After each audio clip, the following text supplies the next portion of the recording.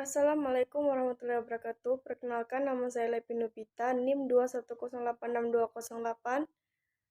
Baiklah, di sini saya akan menjelaskan secara singkat pengertian play dan game. Pengertian dari play ini adalah menurut para ahli.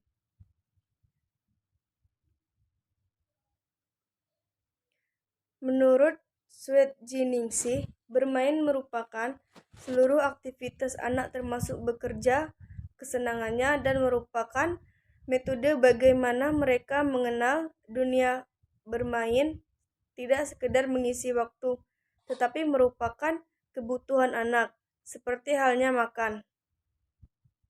Yang kedua adalah menurut Hurlok, bermain menyatakan setiap kegiatan yang dilakukan untuk kesenangan yang ditimbulkan tanpa mempertimbangkan hasil akhir. Yang ketiga adalah menurut John Huizinga. Johann Huizinga melihat permainan sebagai sumber dari bentuk-bentuk kultural paling penting yang merentang sejak dari hal-hal yang menyenangkan seperti seni sampai ke hal-hal yang kurang menyenangkan dan kontroversial seperti perang. Huizinga memaparkan secara karakteristik bermain sebagai dorongan naluri, aktivitas bebas dan pada anak merupakan keniscayaan sosiologis dan biologis.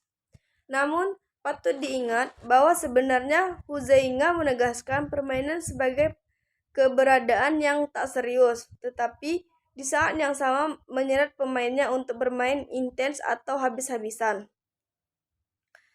Ada beberapa ciri-ciri yang dapat dijadikan acuan untuk menentukan apakah sesuatu itu bermain atau bukan. Yang pertama adalah bermain yang dilakukan secara sukarela tanpa pelaksanaan atau tekanan dari orang lain, keinginan dari diri sendiri. Yang kedua adalah bermain itu spontan. Bermain bisa kapanpun seseorang tersebut mau.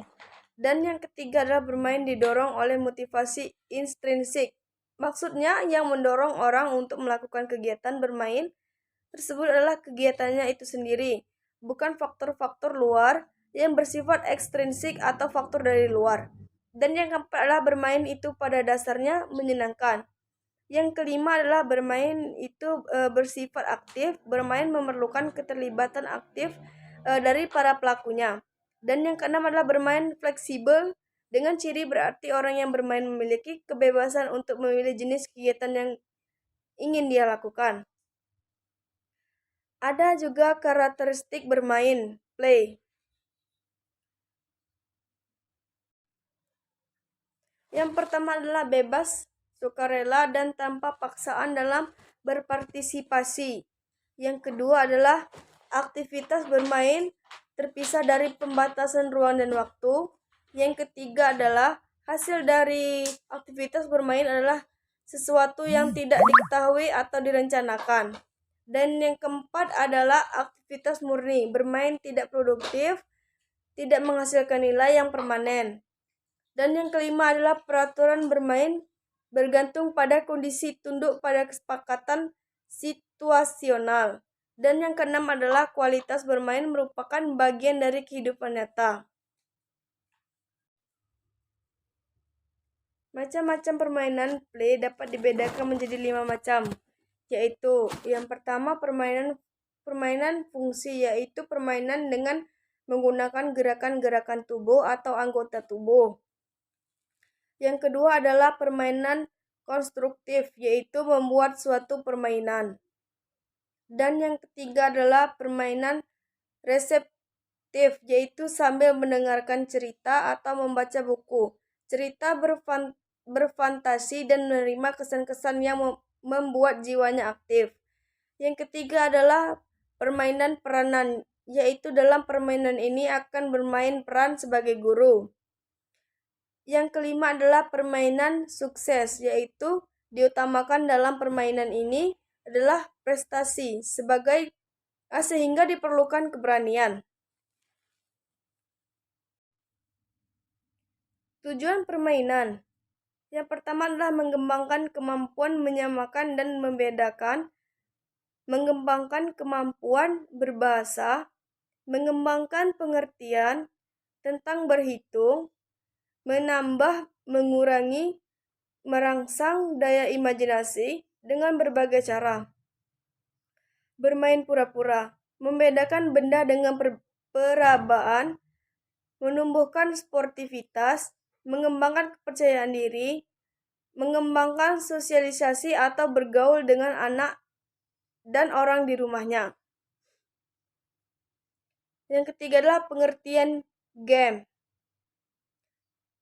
Game berasal dari kata bahasa Inggris yang memiliki arti dasar permainan.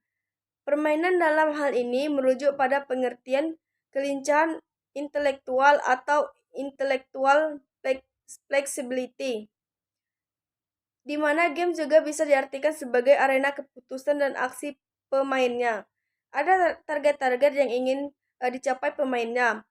Kelincahan intelektual pada tingkat tertentu merupakan ukuran sejauh mana game itu menarik untuk dimainkan secara maksimal. Sebuah game bisa dikarakteristikan dari apa yang pemain lakukan dalam sebuah game, misalnya peralatan, misalnya bola, kartu, papan, atau sebuah komputer. Yang kedua ada peraturan. Peraturan digunakan untuk menentukan giliran permain, hak dan keharusan masing-masing pemain, dan tujuan permainan. Skill, strategi, dan keberuntungan game dengan skill contohnya dengan kekuatan fisik, misal gulat, menembak, dan kekuatan mental seperti catur. Selanjutnya adalah single player game, pemain satu orang, dan double player atau lebih dari satu pemain.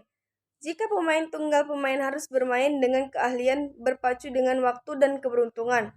Sedangkan pemain double, pemain diharuskan untuk menggunakan suatu strategi dan kekompakan sesama pemain untuk mencapai tujuan tertentu, atau sebaliknya, pemain harus berlomba dengan pemain lainnya untuk mencapai suatu tujuan.